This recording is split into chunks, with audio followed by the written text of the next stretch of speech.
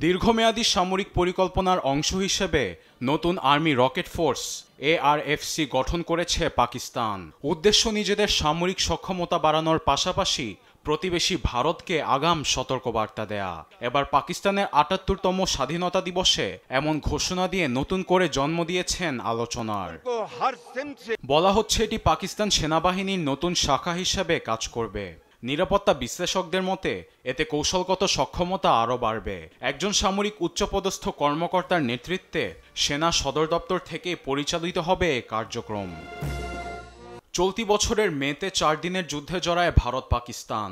সে সময় প্রতিরক্ষা খাতে দুর্বলতা সামনে আসার প্রেক্ষিতে ARFC গঠনের সিদ্ধান্ত নিয়েছে দেশটি। এর অধীনে থাকছে ফাতেহ 1, ফাতেহ 2, হাতফ 1, আবদালির মতো ক্ষেপণাস্ত্র।